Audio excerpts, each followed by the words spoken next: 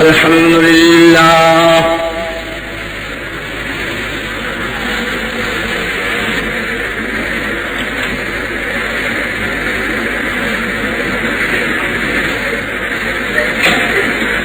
الحمد لله وحده والصلاة والسلام على من لا نبي بعده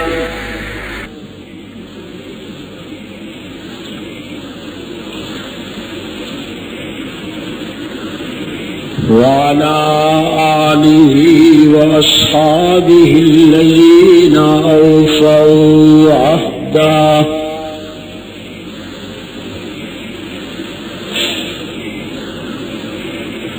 الذين هم مفاتيح الرحمة ومصابيح الغرر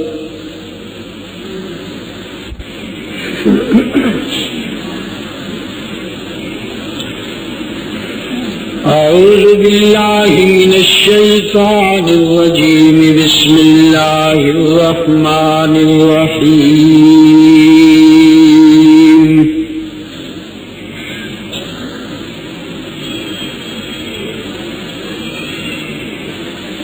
وَإِذِ ابْتَلَى إِبْرَاهِيمَ رَبُّهُ بِكَلِمَاتٍ فَأَتَمَّهُنَّ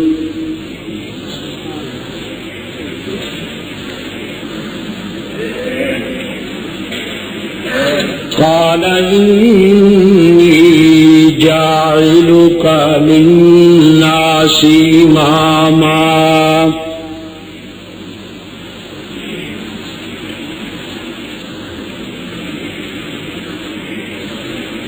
قال ومن ذريتي قال لا ينال عهد الظالمين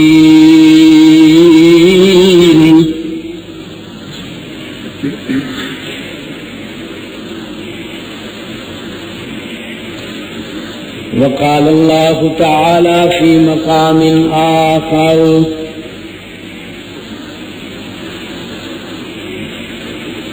إن إبراهيم كان أمة قانتا لله حنيفا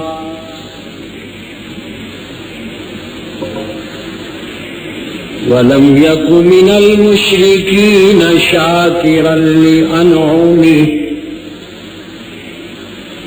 اجتباه وهداه إلى صراط مستقيم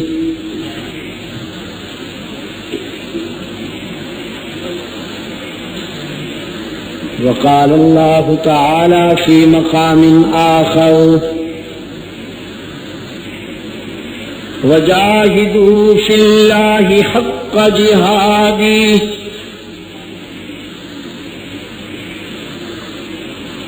واجتباكم وما جعل عليكم في الدين من حرج ملة أبيكم إبراهيم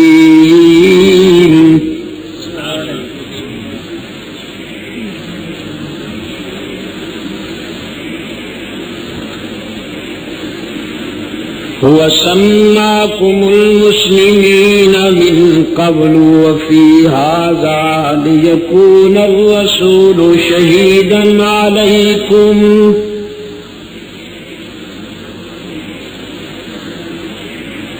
وتكونوا شهداء على الناس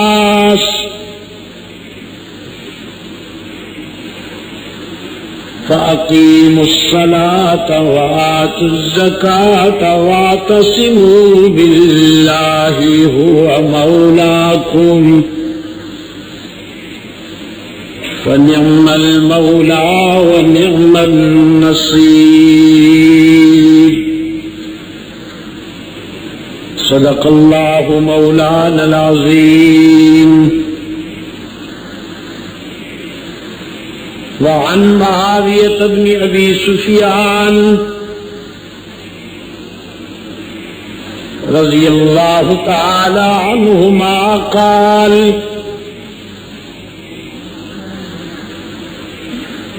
قال قائدنا الأعظم رسول الله صلى الله عليه وسلم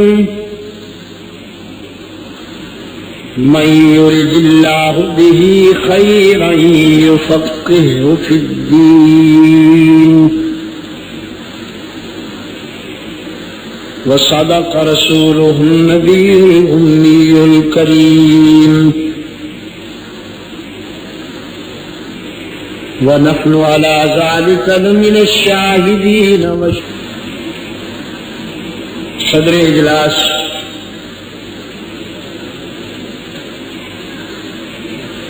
ارباب علم و دانش،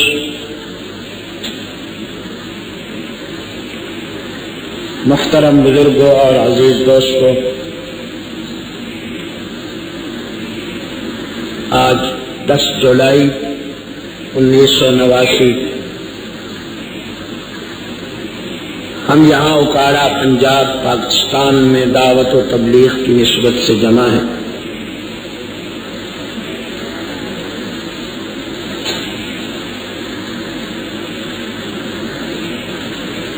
اس تقریب کو ذبح عظیم کانفرنس سے معنون کیا گیا۔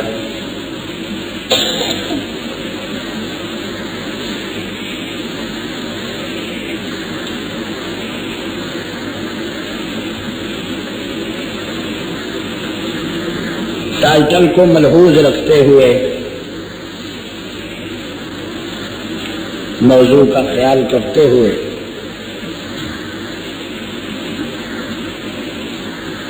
کتاب اللہ سے جو چند آیات میں نے آپ کے سامنے تلاوت کی،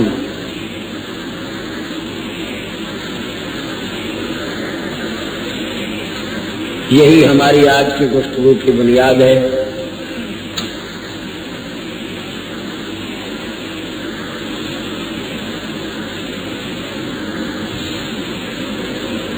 اب تعالیٰ کا ارشاد ہے،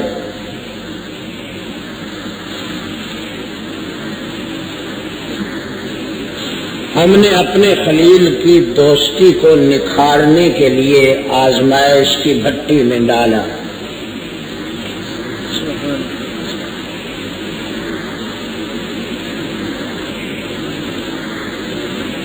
اور ابتلاء و آزمائش کی بھٹی سے خلیل کی دوستی کندن بن کر چمکی، بے داغ ثابت ہوئی۔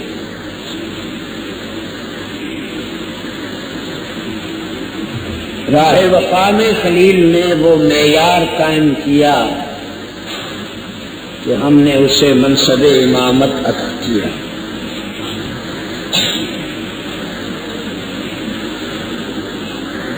پھر اس نے چاہا کہ اس کی اولاد میں سے بھی یہ منصب ملتا رہے۔ ہم نے کہا جو اس کے اہل ہوں گے انہیں ضرور ملے گا، لیکن ظالموں کے لیے یہ منصب شایع نشان نہیں۔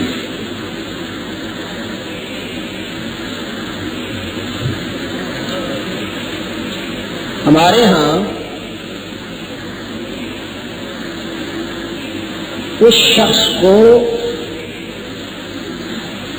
اللہ کے فضل والا سمجھا جاتا ہے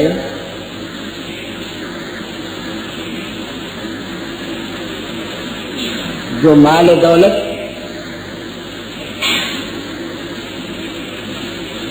شادمانی اور مسرتوں میں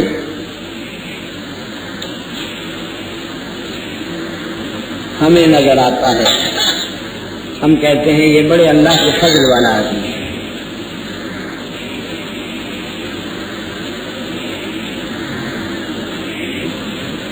جب کچھ لوگ جھونپڑی سے نکل کر محل تک پہنچتے ہیں، کچے مکان سے کوٹھی تک پہنچتے ہیں، تو کوٹھی کے ماتھے پہ لکھتے ہیں ھذا من فضل ربی۔ لوگوں کا خیال یہ ہے جن کے پاس روپیہ پیسہ بہت آ جائے وہ اللہ کے فضل والے ہوتے ہیں. اور ظفر علی خان مرحوم کہتے ہیں یہ ہے پہچان خاصان خدا کی ہر زمانے میں کہ خوش ہو کر خدا ان کو گرفتار بلا کر دے.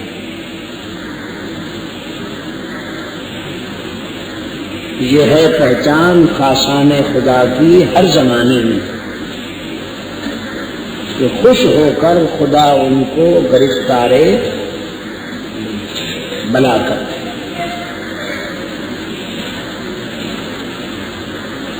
احسب الناس ان یترکوا ان یقولوا آمنا وهم لا یفتنون. لوگ یہ سمجھتے ہیں کہ زبان سے ایمان کا دعویٰ کریں گے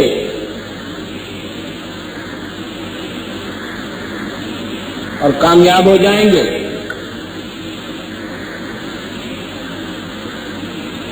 ان کی محبت کو آزمایا نہیں جائے گا.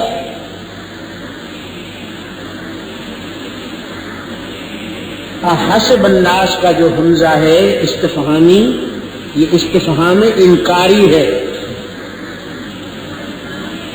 گرامر کے پوائنٹ آف ویو سے. وہ اللہ نے فرمایا ایسا نہیں ہوگا، جو ہمارا بنے گا آزمایا جائے. جس سے آزمائشوں سے ڈر لگے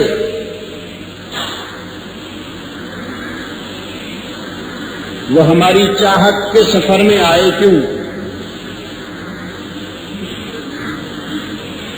جس کو ہو جان و دل عزیز ان کی گلی میں جائے کیوں.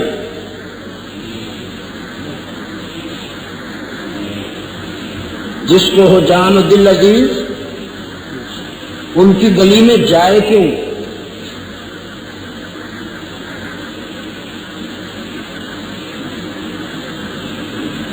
روپے پیسے کی فراوانی اگر اللہ کا فضل ہوتا تو یہ فضل تو فرعون پھر سب سے زیادہ. قارون کے خزانے کی چابیاں ایک جماعت اٹھایا کرتی تھی.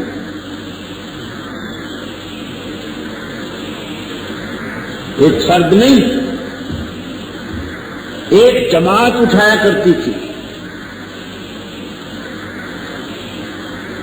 اور قارون جب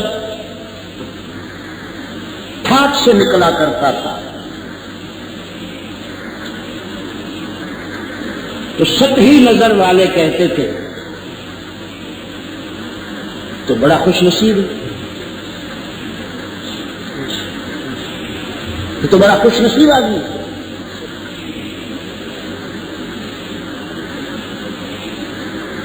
روپے پیسے کی فراوانی میں سب سے بڑا نقصان پتہ ہے کیا ہوتا ہے؟ جب معدہ بھرا ہوا ہو،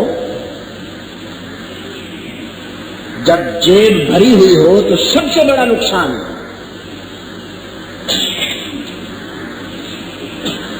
اگر آپ میں سے کوئی مجھے بتا دے تو مجھے بڑی خوشی ہوگی. جب روپے پیسے کی کثرت ہو جائے تو سب سے بڑا نقصان کیا ہوتا ہے؟ وہ بہت کم یاد آتا ہے.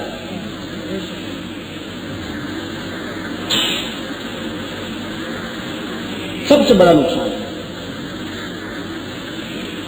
اور جب جیب خالی ہو تو سب سے بڑا فائدہ یہ ہوتا ہے کہ وہ زیادہ یاد آتا ہے. یہ بڑا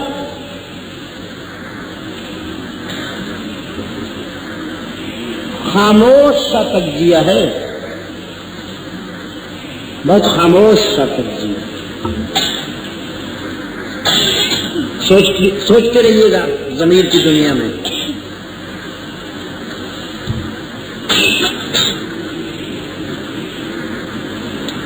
لوگ کہتے ہیں بیماری آزمائش ہے، میں کہتا ہوں صحت اس سے بھی سنگین آزمائش ہے۔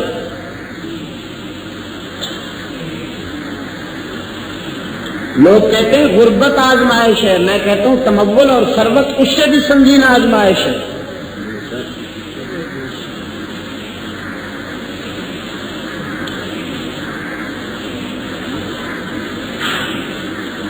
وقت کے کسی فرعون کو بھی جب 106 کے ٹمپریچر پہ بخار چڑھا ہو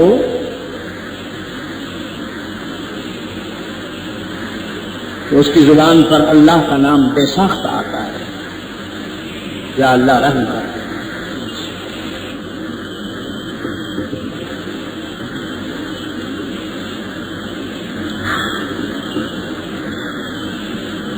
تو ابتلاء و آزمائش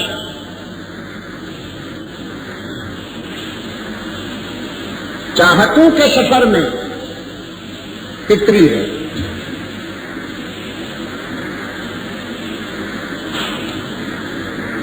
ستم نہ ہو تو محبت میں کچھ مزہ ہی نہیں،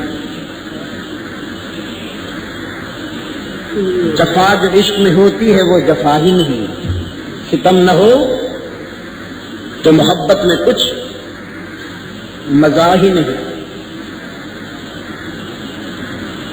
اچھا آپ کو ایک بات بتاؤں، آج میری طبیعت ٹھیک نہیں ہے، میں نے وعدہ کر لیا تھا چلا آیا ہوں، اور مجھے یہ بھی معلوم ہے کہ اکاڑا میں بہت دنوں بعد حاضری ہوئی۔ پچھلے دنوں مجھے آنا تھا، مولانا اسحاق صاحب تشریف لے گئے تھے، لیکن پھر کچھ ایسے حالات پیدا ہو گئے کہ میں حاضر نہ ہو سکا۔ سنائے انہوں نے اشتہار بھی شائع کر دیے تھے، کچھ دوست وہاں پہنچے بھی، اور میری حاضری نہ ہونے کی وجہ سے کچھ حضرات کو ذہنی تکلیف بھی پہنچی۔ میں اللہ کے ان تمام بندوں کے سامنے ان سے معذرت چاہتا ہوں، لیکن یہ بھی آپ کو بتا دوں کہ 1 ہفتہ پہلے میں نے اطلاع کر دی تھی کہ میں حاضر نہیں ہو سکوں گا۔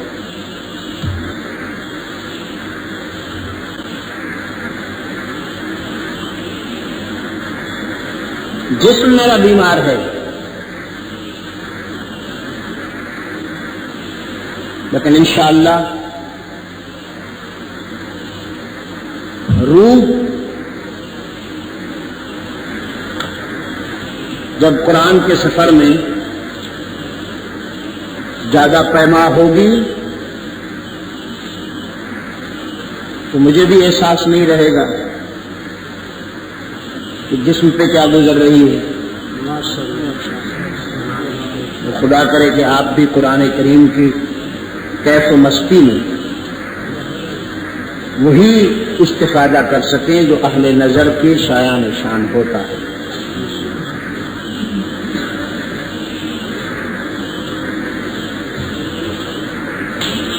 ابراہیم کے ایثار اور ابراہیم کے وفاؤں کو اللہ نے قرآن کے الفاظ میں پوری امت کے مقابلے میں بھی وزنی قرار دیا کہ تنہا ابراہیم اتنا جامع ہے، اتنا وزنی ہے کہ پوری امت بھی وہ ایثار اور قربانی نہیں کر سکتی جو تنہا ابراہیم نے کر دی۔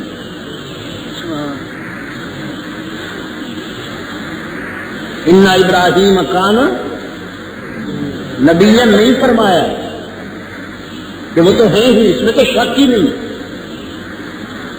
ان ابراہیم کان رسولا نہیں فرمایا، اس میں تو کوئی شک ہی نہیں کہ وہ تو ہے۔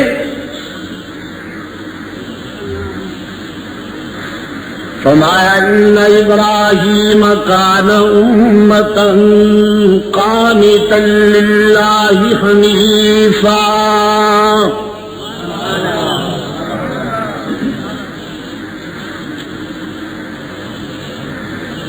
ان ابراہیم کان امۃ قانتا للہ حنیفا۔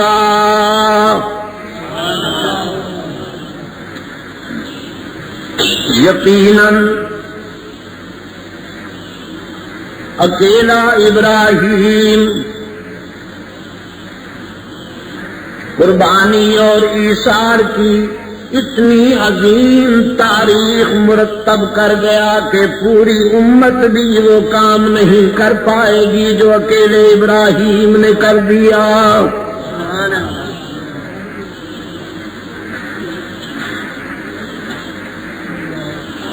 لیکن اکاڑا کے روشن ضمیروں،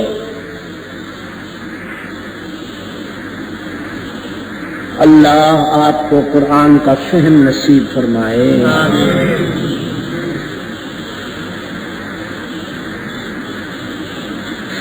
اللہ نے جب براہیمی وفاؤں کا تذکرہ فرمایا،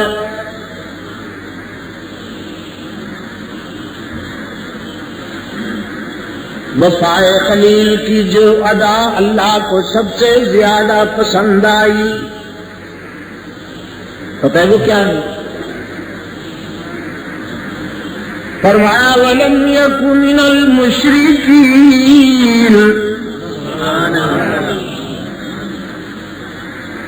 وَلَمْ يَكُ مِنَ الْمُشْرِكِينَ شَاكِرًا لِأَنْعُمِهِ اجْتَبَاهُ وَهَدَاهُ إِلَى صِرَاطٍ مُسْتَقِيمٍ.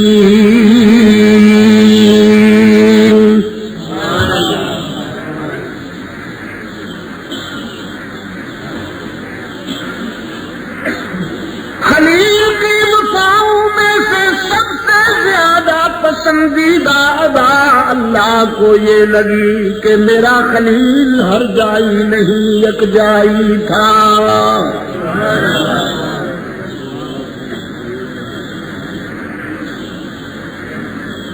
وَلَمْ يَكُ مِنَ الْمُشْرِكِينَ.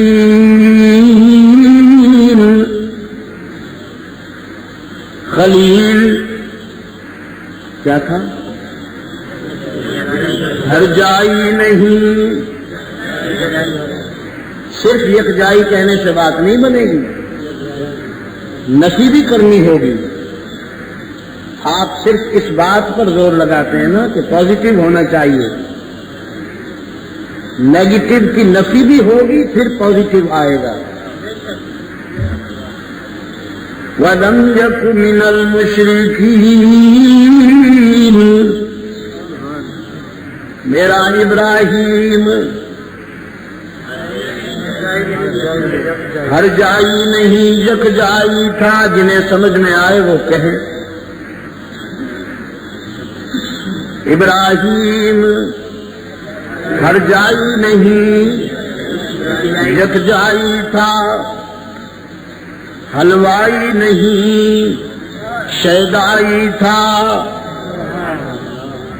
آستانہ پرست نہیں خدا پرست تھا، تعویذ فروش نہیں سر فروش تھا.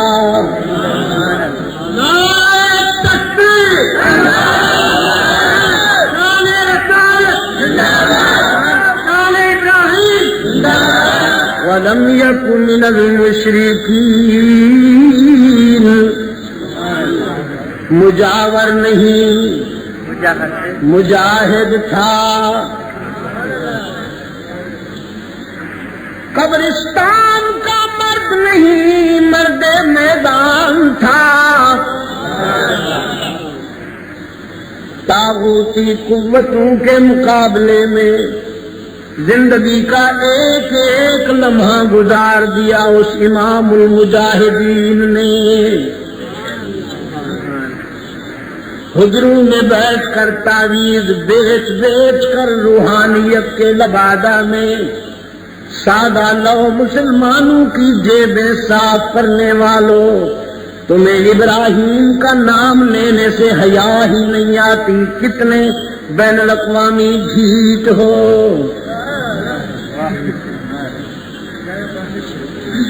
وَلَمْ يَكُ مِنَ الْمُشْرِكِينَ. ابراہیم ہر جائی نہیں رب العالمین نے فرمایا وَاذْكُرْ فِي الْكِتَابِ إِبْرَاہِيمَ، اپنے محبوب کو دعوت فکر دیتے ہوئے رب العالمین نے متوجہ کیا قرآن کے آئینے میں ذرا اپنے دادا اور میرے خلیل ابراہیم کی وفاؤں کا چیپٹر اسٹڈی کیجئے، مطالعہ کیجئے وفائے خلیل کا چیپٹر۔ انہ کان صدیقا نبیا اذ قال لأبیہ یا ابتی لم تعبد ما لا يسمع ولا يبصر ولا يغني عنك شيئا يا أبتي لا تعبد الشيطان إن الشيطان كان للرحمن عصيا يا أبتي إني قد جاءني من العلم ما لم يأتك فاتبعني أهدك صراطا سويا۔ رب العالمین نے فرمایا میرے محبوب اپنے دادا اور میرے خلیل ابراہیم کی زندگی کا یہ چیپٹر مطالعہ کیجئے۔ قرآن کے بیداغ آئینے میں دعوت تبلیغ کے سفر میں سب سے پہلے اپنے باپ کا سامنا ہوا۔ قرآن کہتا ہے نا وَأَنذِرْ عَشِيرَتَكَ الاقربین،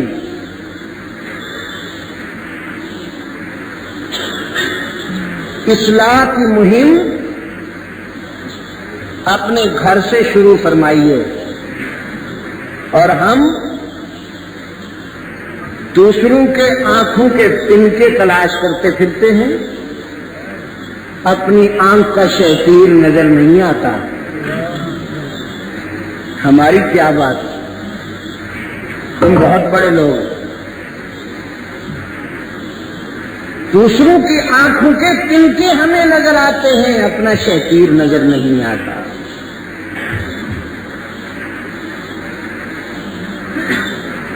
ابراہیم علیہ السلام نے اپنی تبلیغی زندگی کا آغاز سب سے پہلے اپنے گھر سے کیا، کیونکہ ابراہیم کا باپ مجاور تھا، کیا بہت بڑا گدی نشین تھا، حلوائیوں کا امام تھا، ہرجائیوں اور حلوائیوں کا پیر و مرشد تھا۔ آستانے سجا رکھے تھے، چادریں چڑھاتا تھا،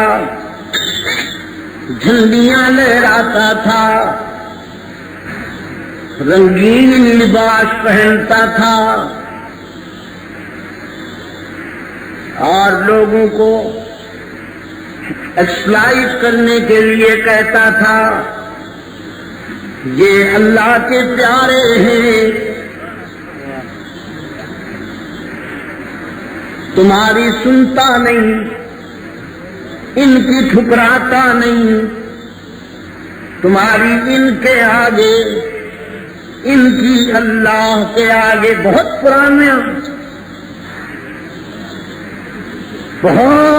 پرانا فکر ہے یہ، بہت پرانی تھیوری ہے یہ کہ تمہاری سنتا نہیں اور ان کی۔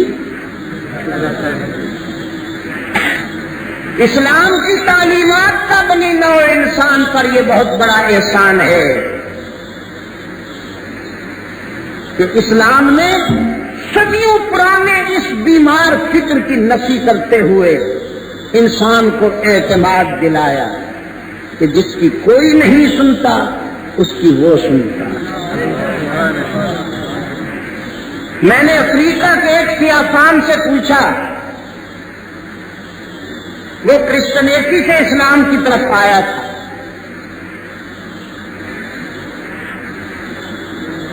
زامبیا میں ایک ٹاؤن ہے چپاتا، وہاں اس سے ملاقات ہو گئی.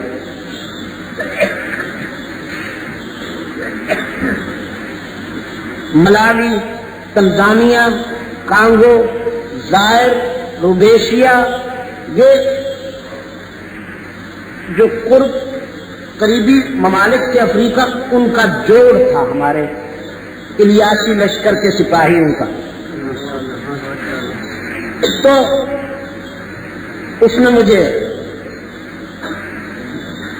بھی حاضری دینا تھی.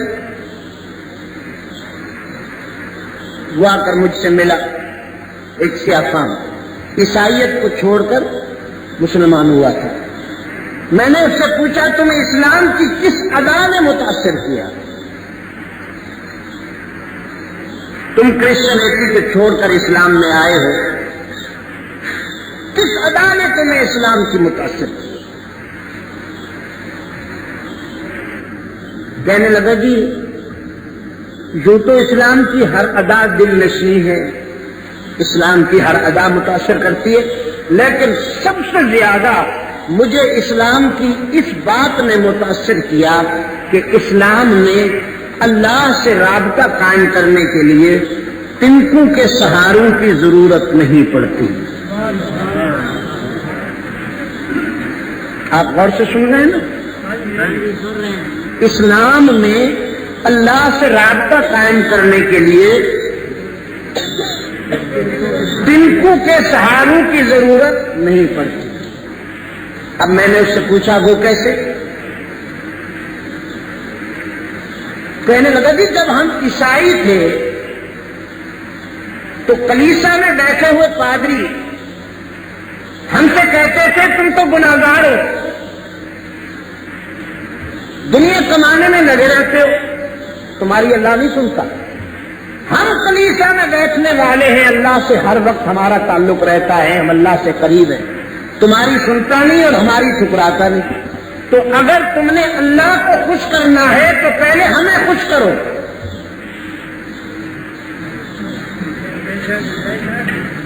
پہلے ہمیں خوش کرو. اب اس نے کہا انسان کو خوش کرنا تو ایک پرماننٹ ایڈکٹ ہے، مستقل درد سر ہے.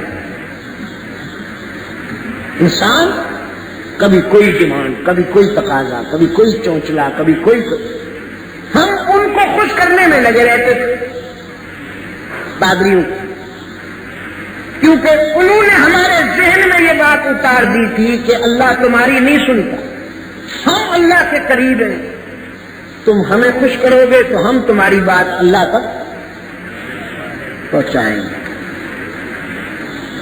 اس نے کہا حسن اتفاق سے ایک دن ہمارے ہاں اسلام کے یہ خاموش مگر پرجوش مبلغ آ گئے. انہوں نے آ کر ہمارے سامنے اسلام کی بات رکھی تو میں نے ان سے پوچھا کہ تمہاری کتاب بھی ہے تو؟ انہوں نے کہا ہمارا قرآن ہے. تو میں نے کہا وہ کس زبان میں ہے؟ انہوں نے کہا عربی زبان میں. اس نے کہا میں تو عربی نہیں سمجھتا، I don't know عربی. میں کہا نہیں انگلش ترجمے والا بھی ہے ہمارے پاس. میں نے کہا پلیز سن، اگر انگلش ترجمے والا ہے تمہارے پاس تو دکھاؤ.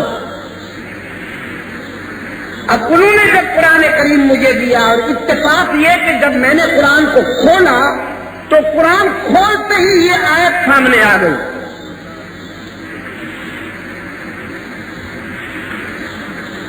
فرمایا قال ربکم ادعونی استجب لکم. ان الذين يستكبرون عن عبادتي سيدخلون جہنم داخرین.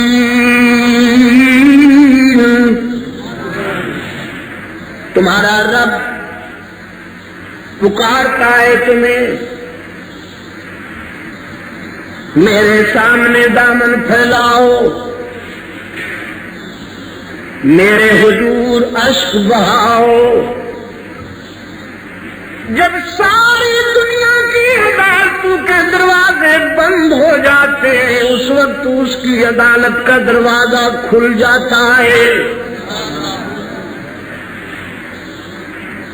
اور اس کے فضل و کرم سے بھرپور دعوت غفلت کی نیند سونے والوں کو جھنجھوڑتی ہے. ادعونی استجب لکم، مجھے پکارو نا، میں تمہاری دعا و پکار کو سننے کے لیے ہر وقت تیار ہوں. باقی جہاں جاؤ گے لوٹے جاؤ گے، باقی جہاں جاؤ گے پکارا کے بے زبانوں لوٹے جاؤ گے. یار لوگوں نے آستانے سجا رکھے ہیں، چادریں چڑھا رکھی ہیں، جھنڈیاں لہرا رکھی ہیں، اور فلسفہ یہ ہے کچھ لے کے آؤ گے تو کچھ لے کے جاؤ گے، خالی ہاتھ آؤ گے تو. لیکن اس در سے صدا آتی ہے کچھ نہ لے کے آؤ سب کچھ لے کے جاؤ، خالی ہاتھ آؤ دامن بھر کے جاؤ.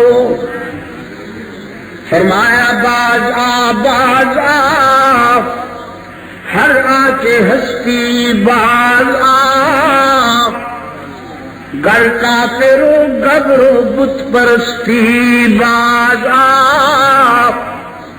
ای درگہ ماں درگہ نومیدی، صد بار اگر توبہ شکستی باز آ. او خطا کار 100 بار بھی اگر توبہ کر کے توڑ بیٹھائے، لا تقنطوا من رحمت اللہ، مایوس ہونے کی کوئی بات نہیں. ایک مرتبہ پھر میرے در پہ آ کے دیکھ، جبین نیاز جھکا کے دیکھ، طلب کا دامن پھیلا کے دیکھ، ندامت کے اشک بہا کے دیکھ، میرے فضل و کرم کو آزما کے دیکھ. تیرے آنے میں دیر ہے، میرے راضی ہونے میں دیر نہیں ہوگی. وہ تانا بھی نہیں دیتا، اپنے در پہ آنے والوں کو معاف کر دیتا ہے. فرمایا ان الذین یستکبرون عن عبادتی سیدخلون جہنم داخرین. جو مجھے پکارنے میں تکبر کرتے ہیں، میرا نام لینے میں غرور کرتے ہیں، رب العالمین نے فرمایا منہ کے بل گھسیٹ کر جہنم میں ڈالے جائیں گے. اب یہاں ایک بات گرامر کے پوائنٹ آف ویو سے بہت ضروری ہے کہ اسے سمجھا جائے. ادعونی استجب لکم، قال ربکم ادعونی استجب لکم. تمہارا رب کہتا ہے مجھے پکارا کرو، میں تمہاری دعا و پکار سنتا اور قبول کرتا ہوں. ان الذین یستکبرون عن دعوتی نہیں، ان الذین یستکبرون عن عبادتی، عن دعائی نہیں، عن دعوتی نہیں. ان الذین یستکبرون عن عبادتی سيدخلون جہنم داخرین، جو میری عبادت سے تکبر کرتے ہیں وہ جہنم رسید ہوں گے۔ قرآن کہنا یہ چاہتا ہے کہ پکارنا عبادت ہے، یا اللہ، یہ کیا ہے؟ عبادت ہے۔ یا اللہ، یہ کیا ہے؟ عبادت ہے۔ اور یا عبد اللہ، یہ کیا ہے؟ مدد مانگنے کے لیے اللہ کے بجائے اگر اس کے بندوں کو پکارا جائے تو پھر یہ کیا ہوگا؟ شرک ہوگا۔ یا اللہ، یہ کیا ہے؟ عبادت ہے۔ یا قادر، یہ کیا ہے؟ عبادت ہے۔ یا قادر، یہ عبادت ہے۔ اور یا عبد القادر، ادعونی استجب لکم، مجھے پکارا کرو کہ میں تمہاری دعا پکار سنتا ہوں۔ ان الذین یستکبرون عن عبادتی، جو مجھے پکارنے میں تکبر کرتے ہیں، یعنی میرا نام لینے کے بجائے میرے بندوں کو پکارتے ہیں، عیسائی عیسیٰ علیہ السلام کو پکارتے ہیں، یہودی عزیر علیہ السلام کو پکارتے ہیں، یا تم میں سے کوئی اللہ کے پیارے ولیوں کو پکارتا ہے، تو مدد کی غرض سے، استعانت کے تصور سے اللہ کی جگہ اگر اس کے بندوں کا نام لیا جائے گا تو یہ کیا ہو جائے گا؟ اللہ سب کو محفوظ فرمائے۔ کہنے لگا مجھے قرآن کی اس ادا نے جیت لیا۔ میں نے جب قرآن کریم کا مطالعہ کیا اور یہاں مجھے نظر آیا کہ یہاں کوئی پادری نہیں بیٹھا ہوا، یہاں کسی تنکے کی ضرورت نہیں پڑتی، ان بلندیوں پر چڑھنے کے لیے کسی زینے کا احتیاج نہیں ہے، یہ تو ہر وقت ہر جگہ سنتا ہے اور قبول کرتا ہے۔ اس نے کہا میں نے قرآن بعد میں بند کیا، کلمہ پہلے پڑھ لیا۔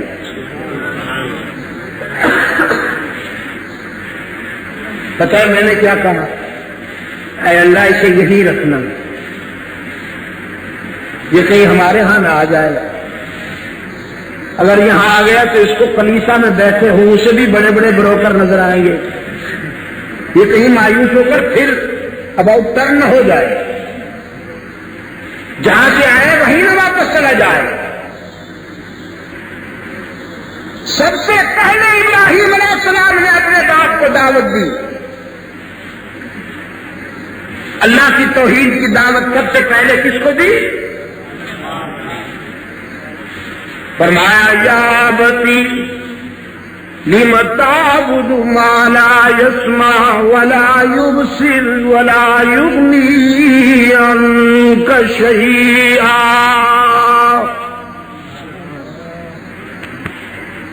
ابا حضور کن کو پکارتے ہو؟ تم نے جو آستانے بنا رکھے یہ تو اتنے بے بس ہیں، یہ تو اتنے بے زبان ہیں، تمہاری دعا پکار کو سننے کی پوزیشن میں بھی نہیں، تمہاری بدحالی کو دیکھنے کی بھی پوزیشن میں نہیں۔ ابلیس نے تمہیں دھوکہ دیا، چھوڑ دیجئے شیطان کا راستہ، میرے پیچھے آئیے، میں آفاقی علوم کا نمائندہ ہوں، میں عرش بری کا نمائندہ ہوں۔ انی قد جانی من العلم ما لم یأتک، میرے پاس وہ علم ہے جو تمہارے پاس نہیں، میری اتباع کرو، میرے راستے پر چلو، اہدک صراطا سویا، میں تمہیں سیدھی راہ پر لے چلوں۔ اور سیدھی راہ کون سی ہے؟ توحید۔ رب العالمین نے فرمایا ان ھذا صراطی مستقیما، میرا سیدھا راستہ اپناؤ جس میں کوئی کجی نہیں، جس میں کوئی بہام نہیں۔ عیسیٰ علیہ السلام نے اپنی قوم سے فرمایا ان اللہ ربی وربکم فاعبدوہ ھذا صراط مستقیم۔ عبادت میں اللہ کے ساتھ کسی کو شریک نہ بناؤ کہ وہی میرا اور تمہارا رب ہے، یہی صراط مستقیم ہے۔ رب العالمین نے فرمایا ان ھذا صراطی مستقیما فاتبعوہ ولا تتبعوا السبل فتفرق بکم عن سبیلہ۔ میرا راستہ صراط مستقیم، اسی کو اپناؤ، دوسرے راستوں سے بچو، سبل متفرقہ سے بچو۔ توحید صراط مستقیم اور سبل متفرقہ شرک اکاڑا کے روشن ضمیروں۔ یہ امت جب تک توحید میں پختہ رہی، متحد بھی رہی، ان میں وحدت و یگانگت بھی رہی، اور جب سے اس امت میں شرک کے جراثیم پیدا ہوئے، بڑھتی چلی گئی، ریزہ ریزہ ہوتی چلی گئی۔ فار ایگزامپل آج کہتا ہوں آپ سے، سعودی عرب میں انسانی نقطہ نظر سے کوتاہیوں کا بھی اعتراف کرتا ہوں، کمزوریوں کا بھی اعتراف کرتا ہوں کہ وہ فرشتوں کی آبادی نہیں، انسان رہتے ہیں، ان میں بھی کچھ کوتاہیاں ہوں گی، لیکن سعودی عرب میں توحید بیدار ہے۔ یہ مانتے ہو کہ نہیں؟ سعودی عرب میں توحید بیدار ہے، کوئی اختلاف ہے وہاں؟ کسی نقطۂ نظر سے آپ کو وہاں پر مخالفت نہیں ملے گی، انشقاق و افتراق نہیں ملے گا۔ پوری قوم وحدت و یگانگت کی ایک لڑی میں پروئی ہوئی ہے، اس لیے کہ توحید کی فطرت میں ملانا ہے اور شرک کی فطرت میں توڑنا۔ جس جماعت میں، جس طبقے میں، جس خاندان میں، جس قوم میں شرک کے جراثیم پیدا ہوں گے، وہ قوم تقسیم ہوتی چلی جائے گی، بڑھتی چلی جائے گی، ریزہ ریزہ ہوتی چلی جائے گی۔ جس طبقے میں اور جس قوم میں توحید بیدار ہوگی، ان کا اتحاد اور ان کی وحدت مثالی ہو جائے گی، اس لیے کہ توحید کی فطرت میں ملانا ہے اور شرک کی فطرت میں توڑنا ہے۔ خلیل اللہ نے اس لیے اپنے باپ کو دعوت دی، میں آفاقی علوم کا نمائندہ ہوں، میرے راستے پر آؤ گے تو بات بنے گی۔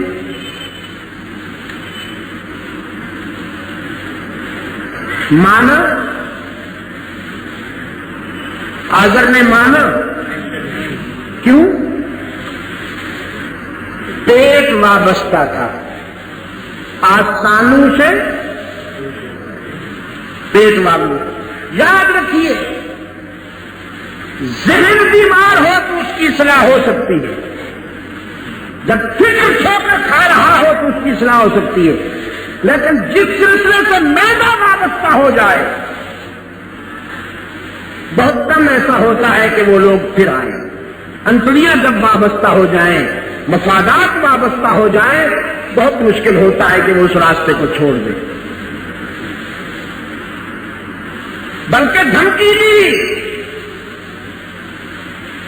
فرمایا راغب انت عن آلہتی یا ابراہیم،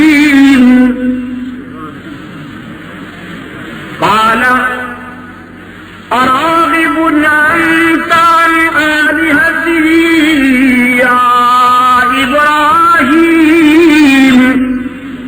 لئن لم تنته لأرجمنك. تو ہمارے بزرگوں کا باغی ہو گیا،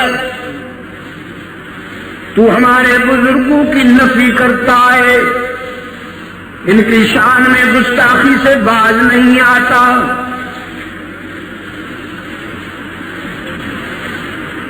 میں تجھے چھوڑوں گا تو نہیں، ایسی سزا دوں گا کہ یاد رکھی جائے گی، تیری جان لے لی جائے گی.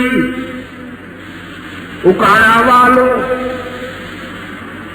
کیسے دو راہے پہ کھڑا ہے ابراہیم، ایک طرف فطری محبت، دوسری طرف اللہ کی مشیت. باپ کہتا ہے میرے لیے رب کو چھوڑ دیجئے، اور رب العالمین کی مشیت ہے کہ میرے لیے نہ جی نا سب کو چھوڑ دیجئے. باپ کیا ہوتا ہے؟ باپ کہتا ہے میرے لیے رب کو چھوڑ دیجئے اور اس کی مشیت ہے میرے لیے. توحید تو یہ ہے کہ خدا حشر میں کہہ دے یہ بندہ دو عالم سے خفا میرے لیے. آج ہم مباحث بنے پھرتے ہیں نا، ہم کہتے ہیں یہ بھی خوش رہے، یہ بھی راضی رہے، انہیں بھی اعتراض نہ ہو، انہیں بھی اعتراض نہ ہو، اور میں سب کا محبوب بن جاؤں، میں پاپولر کہلاؤں، سب کو خوش کر دوں. اس کا نام رکھتا ہے میدا پرستون حکمت. اور کہا جاتا ہے سانپ بھی مر جائے اور لاٹھی بھی بچ جائے.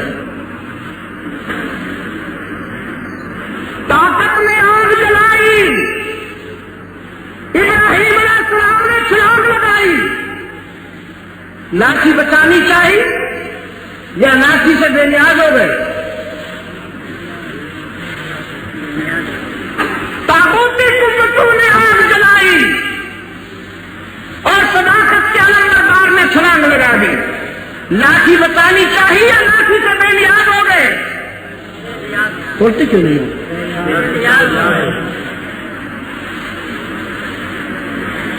رحمت عالم صلی اللہ علیہ وسلم کے دندان اقدس شہید ہو رہے ہیں، یہ لاٹھی بچائی جا رہی ہے. سمیہ تو ٹکڑے ہو گئی ہے، یہ لاٹھی بچائی جا رہی ہے. احد کا سینہ خون شہداء سے رنگین ہو گیا، لاٹھی بچائی جا رہی ہے.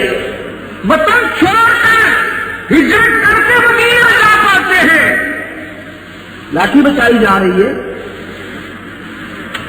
ہم ان سے بھی بڑے حکیم ہو گئے.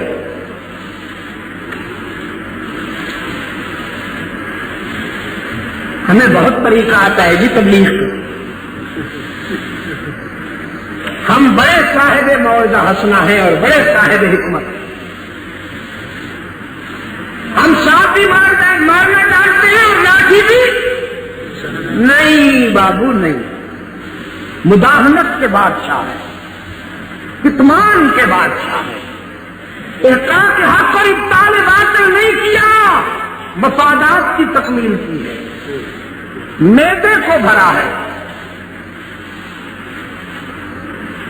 پیٹ پرستی کی ہے. توحید یہ ہے، اللہ سے سچی محبت یہ ہے کہ بگڑتا ہے تو سارا جہان بگڑ جائے، لیکن اس کے حکم کی اطاعت کی جائے، جو وہ کہتا ہے پورا کیا جائے. ابراہیم علیہ السلام دو راہے پہ کھڑے ہیں.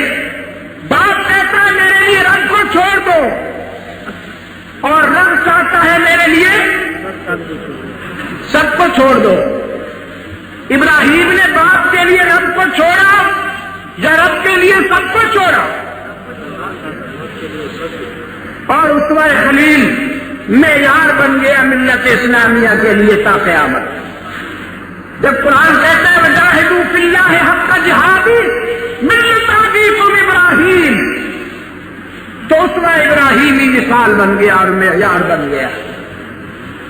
ابراہیم کے بیٹے ہو تو پھر اس طرح بن کے دکھاؤ کہ ابراہیم جب بیٹا تھا تو اللہ کی مرضی پر باپ کو قربان کر دیا، اور جب باپ بنا تو اللہ کی مرضی پر بیٹے کو قربان کر دیا. جہاں باپ کو قربان کیا اور وہاں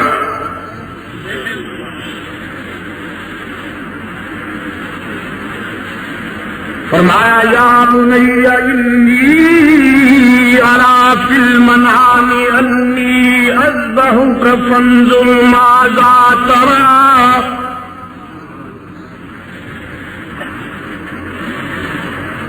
قرآن پاک کہتا ہے دونوں مقدس باپ بیٹا منزل عشق پہ آ پہنچے. فلما بلغ معه السعي قال يا بني إني أرى في المنام أني أذبحك فانظر ماذا ترى. روشن ضمیر باپ نے اپنے سعادت مند بیٹے کو خواب بتایا کہ لخت جگر خواب دیکھ کر آیا ہوں، خنجر میرا ہے، گلا تیرا ہے اور حکم پروردگار عالم کا ہے.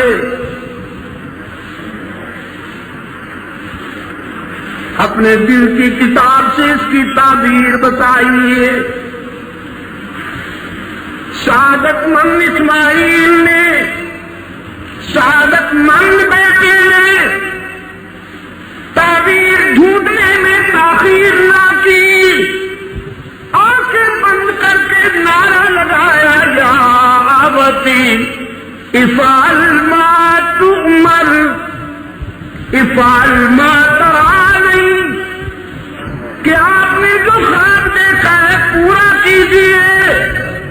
نہیں، فرمایا افعل ما تؤمر، جو اس کا حکم ہے پورا کیجیے.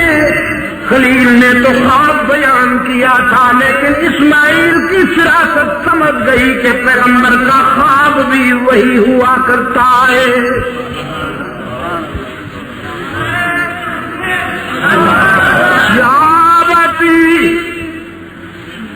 افعل ما تؤمر، جب اس کا حکم ہے تو پھر پوچھتے کیوں ہیں؟ اللہ کے حکم کی اطاعت کیجیے نا. ابراہیم نے فرمایا بیٹے میں تو آیا ہوں اس کے حکم کی اطاعت کے لیے، لیکن تیرے بچپن سے ڈرتا ہوں کہیں امتثال امر الہی میں تیرا بچپن خلل میں ڈال دے. اسماعیل نے سر اونچا کر کے کہا ستجدنی انشاء اللہ من الصابرین.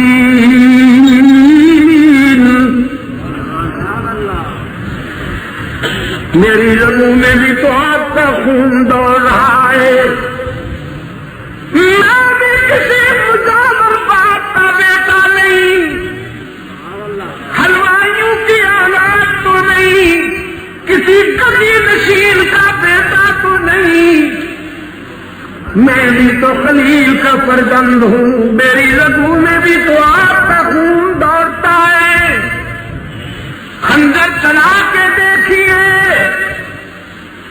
میں انشاءاللہ صدر استقامت کا پیکر ثابت ہو کر دکھاؤں گا. صبر کرنے والوں میں سے پائیں گے مجھے.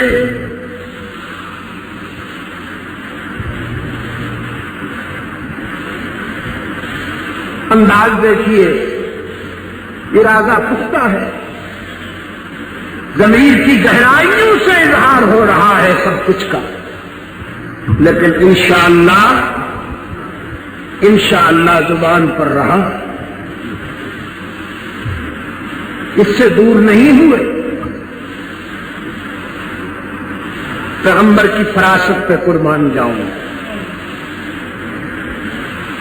پیغمبر کے فکر پہ قربان جاؤں. کتنا رسوخ ہے اس فکر میں کہ نیت بھی پختہ ہے، ارادہ بھی پختہ ہے، عزم بھی مکمل ہے، لیکن وہ نہیں چاہے گا تو ہم کچھ نہیں کر پائیں گے.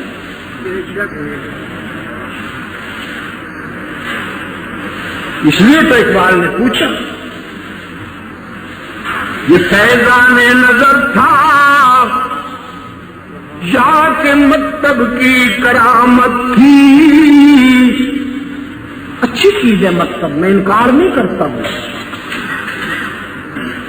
میں خود بھی اپنے بچوں کو مکتب میں بھیجتا ہوں. ضرور بھیجیے بچوں کو مکتب میں،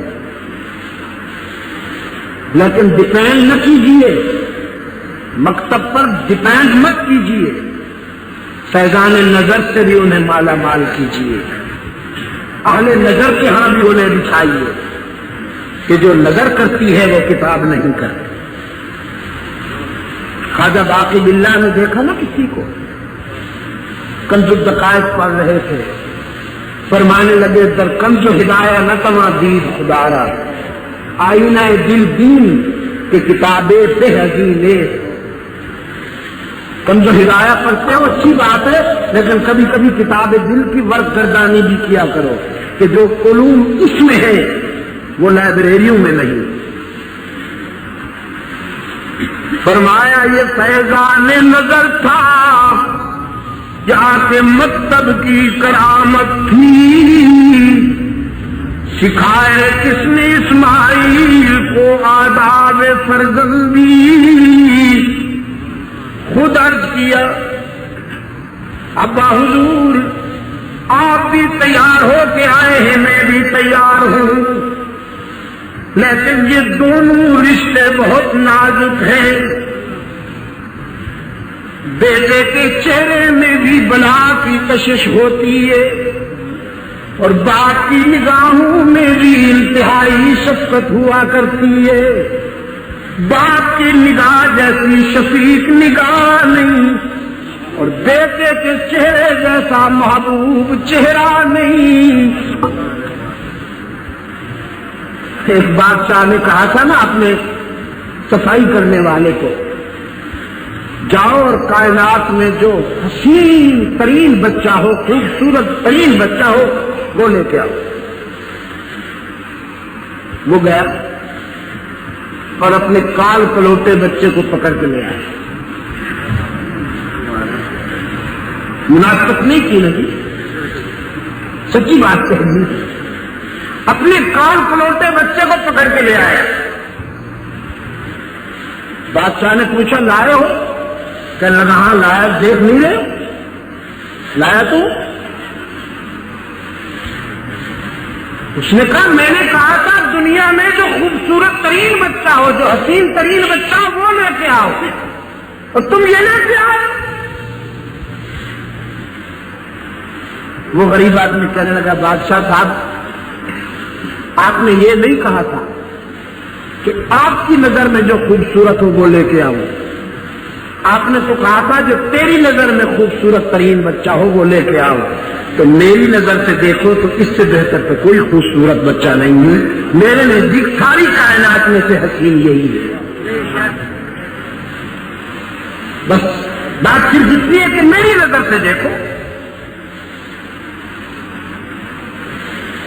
بیٹے کے چہرے سے زیادہ محبوب چہرہ کون سا ہو سکتا ہے، اور باپ کی نگاہ سے زیادہ شفیق نگاہیں کون سی ہو سکتی ہیں. اس لیے صاحب نظر بیٹے نے تجویز کی کہ آپ اپنی آنکھوں پہ پٹی باندھ دیجئے اور مجھے اونجھا لٹا دیجئے. یہ نازک رشتے ہیں، ان کا ملاپ کہیں ڈسٹرب نہ کر دے عشق کے ایکشن کو. آپ کی نگاہوں میں بھی وہی سما جائے اور میری نگاہوں میں بھی وہی سما جائے. قرآن پاک نے فرمایا فلما اسلما وتلہ للجبین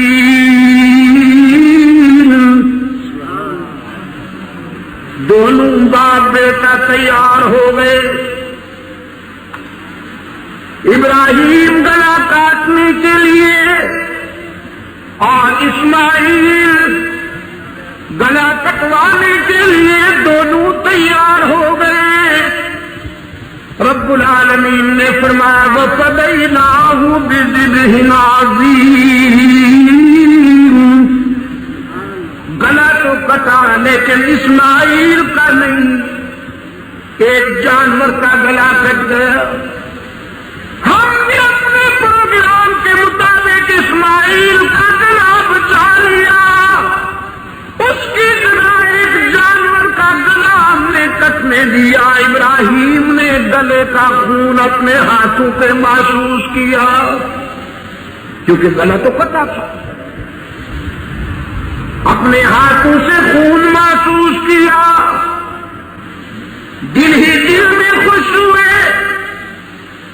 بحمداللہ میں جو چاہتا تھا وہی ہو گیا. قرآن کہتا ہے نادیناہ یا ابراہیم. پہلے ہاتھوں پہ خون آیا, پھر اوپر سے خون آیا. ہم نے بھی پکارا ابراہیم قد صدق پر رؤیا. آپ نے اپنا عشق پورا کر دیا. آپ نے اپنا خواب مکمل کر دیا. اب تو یقین ہو گیا ابراہیم کو. ہاتھوں پہ خون بھی لگ چکا, آفاق سے خون بھی ہو چکا. یقین ہو گیا کہ گلا کٹ گیا ہے. آنکھوں سے پٹی ہٹائی. گلا تو کٹا تھا لیکن وہ اسماعیل کا نہیں. جانور تڑپ رہا ہے اور اسماعیل سامنے کھڑا مسکرا رہا ہے. خیال آیا کہیں مسل تو نہیں ہو گئی, کہیں بھولا تو نہیں, کہیں چوک تو نہیں گیا. قرآن نے فوراً تسلی دی اِنَّا كَذَلِكَ نَجْزِي الْمُحْسِنِينَ. نبیوں سے مثل نہیں ہوا کرتی, نبی نہیں بھولا کرتے. ہم نے انہیں معصوم اور محفوظ کر دیا خطا و نسیان سے. آپ بھولے نہیں. ہم نے جو کہا وہی کیا. آپ کا کام تھا خنجر چلانا, اسماعیل کا کام تھا گلا جھکانا. اس نے گلا جھکانے میں کمی نہ کی, آپ نے خنجر چلانے میں کمی نہ کی. اب گلا کٹنے دوں یا نہ کٹنے دوں یہ تم دونوں کے اختیار میں نہیں, میرے ہی اختیار میں ہے.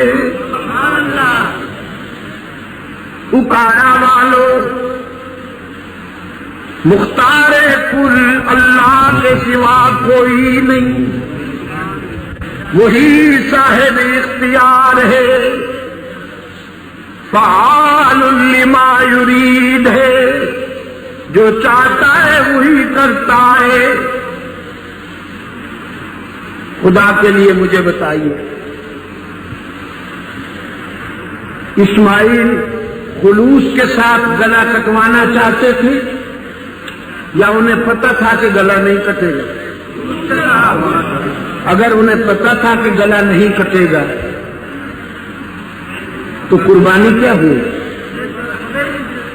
خلیل خلوص کے ساتھ اپنے بیٹے کی قربانی دے رہے تھے یا انہیں پتہ تھا کہ میں خنجر تو چلاؤں گا لیکن یہ گلا نہیں کٹے گا؟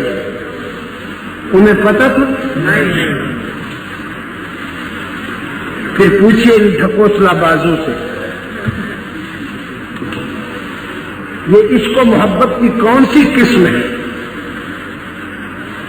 کہ تم قرآنی حقائق کے مقابلے میں, نصوص قطعیہ کے مقابلے میں,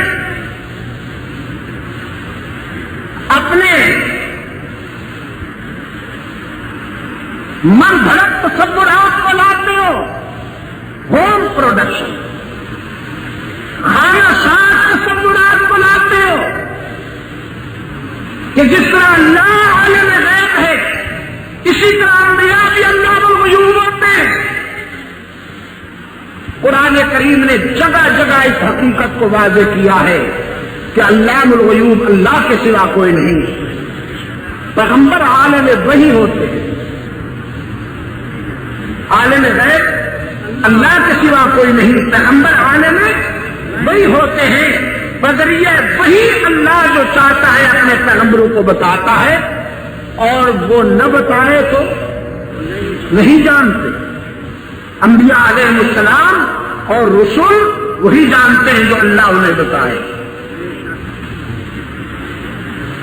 رب العالمین نے فرمایا آپ بھی کامیاب ہوئے، آپ کا فرزند بھی کامیاب ہوا، وَفَدَيْنَاهُ بِالذِّبْحِ الْعَظِيمِ، ہم نے آپ کی اس اذا کو ذبح عظیم سے بدل دیا۔ ذبح بیٹے کا گلا نہیں کٹنے دیا، لیکن پتری جذبے کو قربان ہونے دیا، تیسری کشش کو قربان ہونے دیا۔ یہ دونوں باتیں ہو گئی۔ ٹیچر نے بھی اپنی جان کی قربانی دے دی، ادھر نے بھی اپنی محبت کی قربانی دے دی۔ ایک بچے کے گلے کٹ جانے میں وہ بات نہ بنتی جو ان جذبوں کی قربانی سے بنی۔ ذبح عظیم جذبوں کی قربانی ہے، جس کو آج ہم نے ذبح عظیم سمجھا ہے، بہت بڑے بڑے دھمبے ذبح کرنا، یہ ذبح عظیم ہے۔ میرے پاس ایک دوست مسئلہ پوچھنے آیا، کہنے لگا جی میں نے ایک جانور جو خریدا تھا وہ بیمار ہو کر مر گیا، کھلاتے پلاتے بہت زیادہ ہے تاکہ موٹے ہو جائے اور گوشت زیادہ آئے، تو وہ بیچارے تو بہرحال گوشت کا مرکہ ہوتے ہیں، معمول سے زیادہ کھاتے ہیں، چل پڑتے۔ کہنے لگا کہ میں نے جو جانور خریدا تھا وہ بہت موٹا تھا، وہ مر گیا، اب جو میں نے دوسرا خریدا ہے وہ چھوٹا، تو میں ڈرتا ہوں کہ کہیں وہ ذبح عظیم تھا، یہ ذبح عظیم نہیں، یہ ذبح صغیر، یہ ذبح عظیم نہیں ہے دوستو۔ ذبح عظیم یہ ہے جو ان جذبوں کو اللہ کی مرضی پر قربان کر دکھاؤ، جن جذبوں کی پرستش ہوتی ہے، جن جذبوں کی پوجا ہوتی ہے، وہ بتانے وہم گما راہ حق میں رشتے، تعلقات، دوستیاں جو آڑے آیا کرتی ہیں، ان رشتوں اور ان تعلقات کو اللہ کی مرضی پر قربان کر کے دکھاؤ جو ابراہیم علیہ السلام کے عمل نے آپ کو دیا۔ گوشت کھانے کے لیے تو آپ تیار بیٹھے ہیں، اچھی بات ہے، جانور ذبح کیجیے کہ ہمارے آقا کی سنت ہے، رحمت عالم صلی اللہ علیہ وسلم نے اپنے ہاتھوں سے قربانی دی ہے۔ یورپ میں مجھ سے بالخصوص لاسٹ اکتوبر میں امریکہ میں تھا، تو نیو یارک میں ایک کانفرنس کے بعد ایک انگریز نے پوچھا کیا عید قربانی کے موقع پر عالم اسلام میں اتنے جانور ذبح ہو جاتے، اتنے جانور ذبح ہو جاتے، یہ کیا ضیاع نہیں، اسراف نہیں؟ میں نے اس سے پوچھا کہ آپ بھی گوشت کھایا کرتے ہیں یا نہیں کھاتے؟ اس نے کہا ہم کھاتے ہیں۔ میں نے کہا اگر آپ گوشت نہ کھائیں تو زندہ رہ سکتے ہیں یا نہیں رہ سکتے؟ چپ ہو گئے۔ اس کا خیال یہ تھا کہ شاید اگر ہم گوشت نہ کھائیں تو زندہ نہیں رہ سکتے۔ میں نے کہا اگر آپ کو یہ معلوم نہیں ہے تو میں آپ کو بتا دوں ہندو گوشت نہیں کھاتے اور وہ زندہ رہتے، ان کی صحت پر بھی کوئی فرق نہیں آتا، وہ موٹے تازے بھی ہوتے۔ ہر گوشت کھانے والا موٹا تازہ نہیں ہوتا، گوشت کھانے والے بھی تو کمزور ہوتے، بعض تو اتنے کمزور ہوتے ہیں کہ پھونک مارو تو لاہور جا پڑے۔ گوشت بھی کھاتے ہیں لیکن بالکل مختصر ہوتے ہیں۔ ہر گوشت کھانے والا موٹا نہیں ہوتا اور ہر سبزی یا دال چاول کھانے والا پتلا اور کمزور نہیں ہوتا۔ تو اگر گوشت نہ کھایا جائے تو انسان زندہ رہ سکتا ہے۔ آپ جب زندہ رہ سکتے ہیں تو گوشت کیوں کھاتے ہیں؟ میں نے اس سے کہا کہ اگر آپ حساب لگا لیں تو پورے عالم اسلام میں مسلمان جتنی قربانی دیتے ہیں، یورپ اشتراکی بلاک یعنی روس، چائنا، امریکہ، فرانس، برطانیہ، افریقی ممالک، یہ جتنے لادینی اشتراکی یا عیسائی ممالک ہیں، ان میں جتنا گوشت استعمال ہوتا ہے ایک دن میں، عالم اسلام جتنی قربانیاں کرتا ہے، میرا خیال یہ ہے کہ ان تمام قربانیوں کے مقابلے میں تم زیادہ کھا جاتے ہو۔ تو یہ کہنا کہ مسلمانوں نے اگر قربانی کر دی تو انہوں نے ضیاع کر دیا یا اسراف کر دیا، یہ ازراہ تکلف کر رہے ہو تم، یہ تم تکلف کر رہے ہو۔ فرق صرف اتنا ہے کہ گوشت تم بھی کھاتے ہو، مسلمان بھی کھاتے ہیں۔ قربانی کے دن مسلمان اپنے آقا و مولا کی سنت کا اتباع کرتے ہوئے اور اپنے دادا ابراہیم علیہ السلام کے ایک عمل کو دہراتے ہوئے اللہ کے سامنے اس بات کا عہد کرتے ہیں کہ ہم اس چھوٹی قربانی کے ذریعے تجھ سے وعدہ کرتے ہیں کہ اگر تیرے دین کے لیے بڑی قربانی بھی دینی پڑی تو ہم اس کے لیے تیار ہیں۔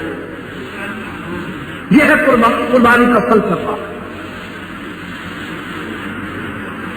ورنہ قربانی کا خون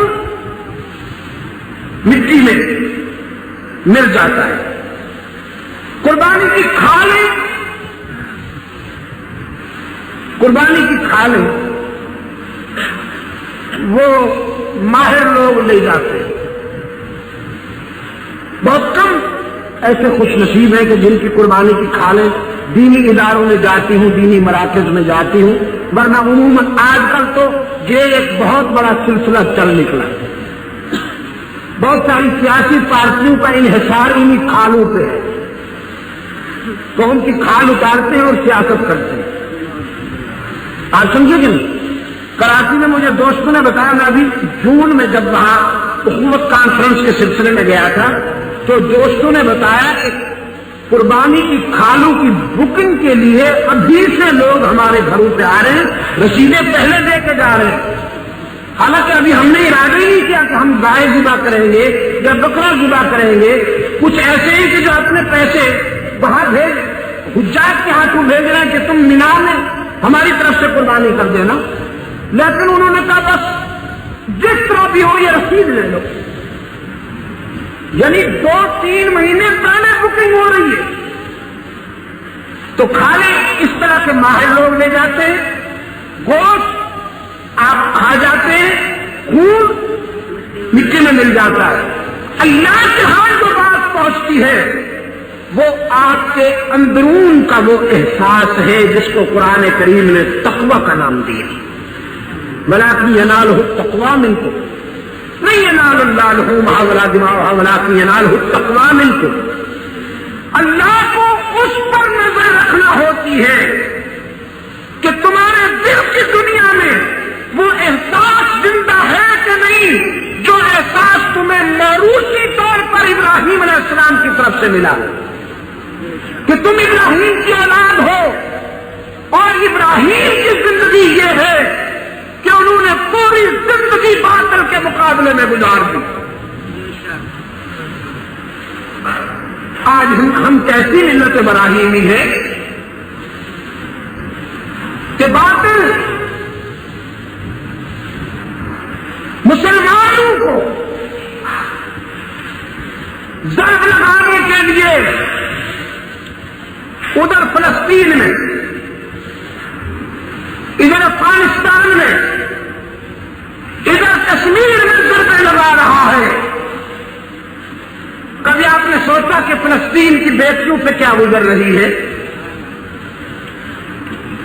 کبھی آپ نے سوچا کہ مسجد اقصی کے صحن میں یہودی چوتو سمیت چل رہے ہیں اور ہمیں اس کی کوئی پرواہ نہیں؟ کبھی آپ نے سوچا کہ افغانستان کی جدوجہد کس نازک موڑ پہ آ پہنچی ہے کہ آج روس اور امریکہ دونوں چاہتے ہیں کہ افغانستان میں اسلام کی حکومت نہ بننے پائے؟ اللہ عالم اسلام کو روس کے شر سے بچائے، لیکن اللہ امریکہ سے بھی عالم اسلام کو بچائے۔ امریکہ جیسا دوست جس کو میسر آ جائے اسے کسی اور دشمن کی ضرورت ہی نہیں،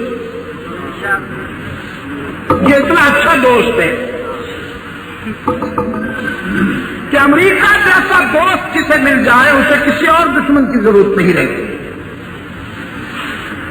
آج اس نقطے پر دونوں متفق ہو گئے۔ یہ گورباچوف اپنے گنجے سر کے ساتھ فرانس بھی جاتا ہے، امریکہ سے بھی ہو آیا،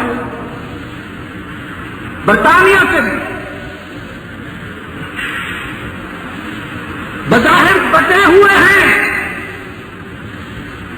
ہمیں یہ تاثر دیا جاتا ہے کہ ہم مختلف ہیں، لیکن یہ دونوں اس نقطۂ نظر پر متفق ہیں کہ افغانستان میں ابن عمر کی حکومت نہ بنے، اگر بنتی بھی ہے تو کسی ابن ابی کی بنے۔ روس اپنے مطلب کا ابن ابی تلاش کر رہا ہے اور امریکہ اپنے مطلب کا ابن ابی تلاش کر رہا ہے۔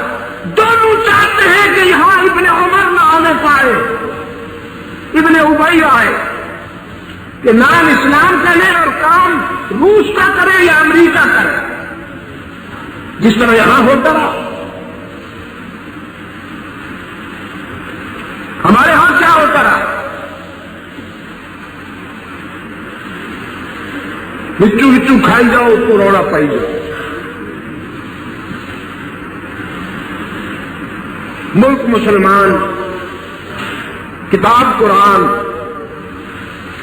رعایا مسلمان، حکمران مسلمان، دعوی اسلام اور اسلام غائب۔ قرآن سنت کا آئین آج تک نہیں مل سکا اس ملک کو۔ برطانوی قانون آج تک موجود ہے اس ملک میں، وہاں بھی یہ دونوں قوتیں چاہتی ہیں کہ مجاہدین کی حکومت قرآن و سنت کی بنیاد پر نہ بننے پائے۔ میں نے یہ بات غالباً 12 جون کی نہیں، غالباً 31 جون راولپنڈی میں بھی یہ بات کہی، 31 جون کہ اگر آج یہ جدوجہد اپنے حقیقی ہدف پر پہنچنے سے محروم رہ جاتی ہے، خدا نخواستہ اللہ اس مفروضے کو کبھی کامیاب نہ بنائے۔ اگر یہ جدوجہد اپنے ہدف پر پہنچنے سے محروم رہ جاتی ہے تو پھر مجھے صاف نظر آ رہا ہے کہ آئندہ کئی 100 سال تک آنے والی نسلیں یہ راستہ اختیار نہیں کریں گے۔ میرے عزیز دوستو، افغانستان کی صورتحال انتہائی نازک موڑ پر پہنچی ہوئی ہے۔ کشمیر کے مسلمان ظلم و ستم کی چکی میں پس رہے ہیں، فلسطین کے آسمان کے نیچے مسلمان بہو بیٹیوں کے سر چادروں سے محروم کیے جا رہے ہیں، قبلہ اول کے صحن میں یہودی گنڈے جوتو سمیت کر رہے ہیں، اور ہم اسوہ ابراہیمی کو اپنانے کے لیے صرف جانور ذبح کرنے کے لیے تیار بیٹھے ہیں، کوئی شخص اپنے جذبات کی قربانی دینے کے لیے تیار نہیں۔ یہ دور اپنے ابراہیم کی تلاش میں ہے۔ اس دور پر پھر ان کرداروں کی ضرورت ہے کہ جو ملک و ملت کے عظیم تر مفاد کے لیے اپنے ذاتی جذبات کی قربانی دے سکتے ہیں۔ جس طرح آپ جانور ذبح کرنا چاہتے ہیں، اسی طرح اپنے نفس کے گلے پر بھی خنجر پھیرنے کی قوت پیدا کی۔ آج ہماری نقصانیت نے ہر گھر میں آگ لگا دی۔ بڑے صغیر کا وہ مسلمان جس کی پہچان اللہ کی توحید، رحمت للعالمین کی رسالت اور صحابہ و اہل بیت کی عزت و ناموس تھی، آج بڑے صغیر کا وہ مسلمان اپنے آپ کو پنجابی کی حیثیت سے، بلوچستان والے بلوچ کی حیثیت سے، سندھ والے سندھی کی حیثیت سے، پٹھان والے پٹھان کی حیثیت سے، مہاجر کی حیثیت سے، مقامی کی حیثیت سے، سرائکی کی حیثیت سے پہچاننا چاہتا ہے۔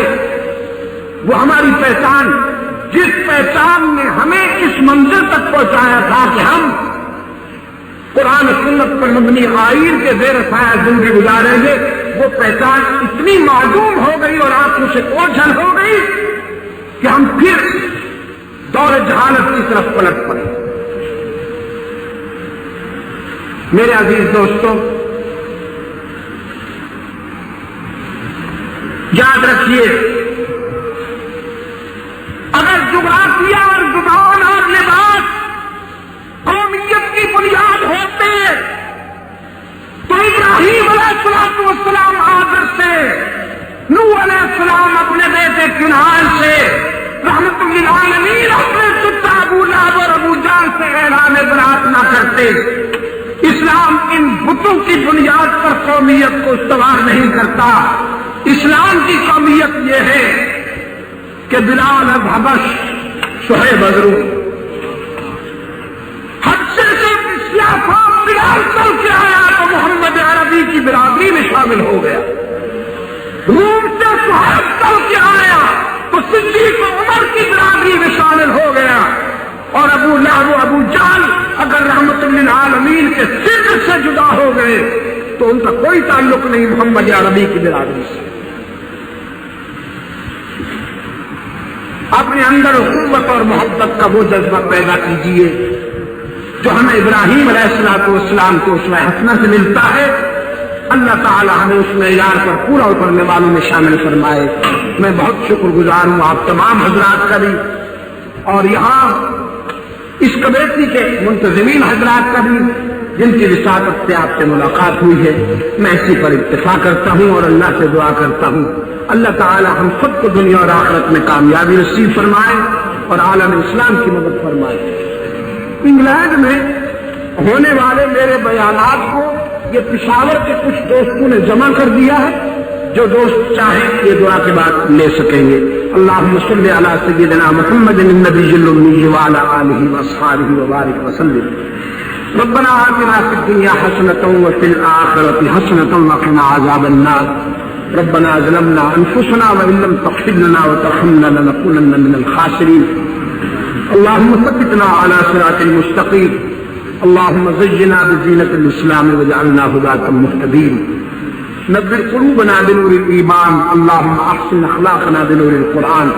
اے اللہ عالم اسلام کی مدد فرما، مسلمان جہاں کہیں مظلوم ہیں، مقہور ہیں، ان کی دستگیری فرما، بالخصوص اے اللہ فلسطین کے مسلمانوں کی مدد فرما، افغانستان و کشمیر کے مسلمانوں کی مدد فرما، اے اللہ پاکستان کو قرآن و سنت پر مبنی آئین عطا کر تاکہ یہ ملک امن و سلامتی کا گہوارہ بن جائے۔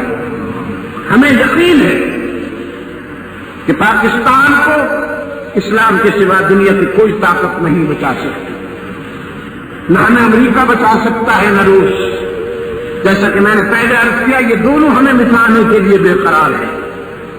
کل، آج اور آئندہ ہم صرف اسلام ہی کے دامن رحمت سے وابستہ ہو کر خود کو اور اپنی آنے والی نسلوں کو محفوظ کر سکتے ہیں۔ اے اللہ، ہمیں یہ سعادت عطا فرما، قرآن و سنت پر مبنی آئین عطا فرما، اور دور خلافت راستہ سے نسبت رکھنے والا ہمیں وہ منصفانہ طرز زندگی عطا فرما جس کی آرزو میں ایک نسل گزر چکی اور دوسری بے قرار اور قریب المرگ ہے۔ دینی مراکز کو اے اللہ ترقی اور فروغ عطا فرما۔ میں جامعہ عثمانیہ کی ترقی اور استحکام کے لیے بھی دعا کرتا ہوں۔